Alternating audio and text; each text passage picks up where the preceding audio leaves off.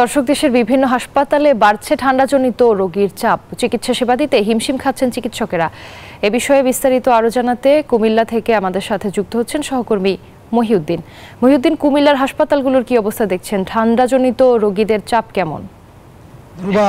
আপনি জানেন যে শীত যতই ঘনিয়ে আসছে ততই কিন্তু বিভিন্ন অ্যালার্জি এবং চর্ম রোগের যে বৃদ্ধি পাচ্ছে এবং হসপিটালগুলোর মধ্যে উপচে পড়া ভিড়, পুরুষ এবং শিশুদের পাশাপাশি নারীরাও কিন্তু এখানে তাদের গাইনি ডাক্তার সহ বিভিন্ন মেডিসিনের ডাক্তার দেখাচ্ছেন। এবং যেখানে এই কুমিল্লা যে সদর হসপিটালটি, এখানে 100 শয্যা বিশিষ্ট এই হসপিটালটির মধ্যেও কিন্তু দেখা গেছে যে সেখানে 2 থেকে 3 হাজার রোগী আউটডোরে তাদের স্বাস্থ্য পরীক্ষার জন্য তারা দেখাচ্ছেন। এবং এখানে ডাক্তার এবং নার্স যারা রয়েছেন তারাও কিন্তু হিমশিম খাচ্ছেন এই রোগীদেরকে সেবা দিতে গিয়ে।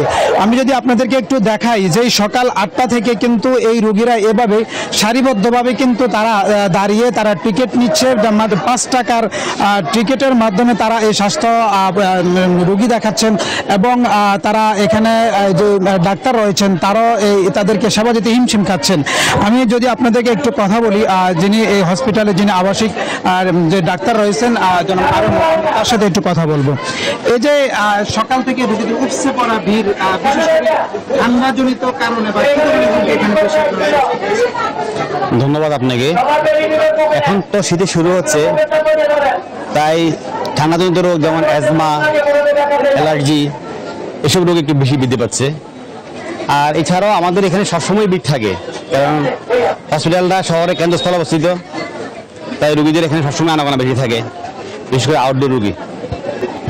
সেই ক্ষেত্রে যারা ট্রিটমেন্ট নিচ্ছে তারা কি মেডিসিন ঠিক মতো পাচ্ছে কিনা বা কোনো মেডিসিনের কোনো ঘাটতি আছে কিনা? না, মেডিসিনের কোনো ঘাটতি নেই।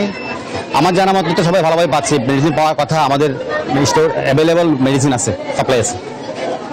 যারা এখানে আবাসিকে রয়েছেন, ভর্তি রয়েছেন, তাদের জন্য পর্যাপ্ত ডাক্তার বা যারা এখানে আউটডোরে রোগী দেখছেন তারা কি পর্যাপ্ত ডাক্তার দিয়ে আপনারা সেবা দিতে পারছেন?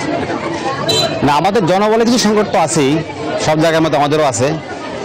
বিশেষ করে আমাদের চতুর্থ শ্রেণীর সংকট অনেক বেশি স্টাফদের। ডাক্তার আমাদের মোটামুটি আছে, কিন্তু অন্যান্য স্টাফ যেমন ধরনের টিকিট কাউন্টার, এটা অটোমেশন সিস্টেমে চলে, কিন্তু আমাদের কোনো টিকিট ক্লার্ক নাই। আমরা ব্যবস্থা করছি, লোকালি ব্যবস্থা করে চালাচ্ছি, সামনে হয়তো আমরা পেয়ে যাব। জি, যেমনটি বলছিলেন যে আসলে এখানে ডাক্তার এবং নার্সের সংকট রয়েছে। পর্যাপ্ত ওষুধ থাকার পরেও কিন্তু তারা আসলে চেষ্টা করছে রোগীদেরকে এই উপচে পড়া ভিড় থেকে কিভাবে সেবা দেওয়া যায়। শীত যতই ঘনিয়ে আসছে ততই কিন্তু বিশেষ করে চর্ম এবং অ্যালার্জির সেবা দিতে অনেকটা হিমশিম খাচ্ছেন ডাক্তারেরা। মহিউদ্দিন, আপনাকে ধন্যবাদ।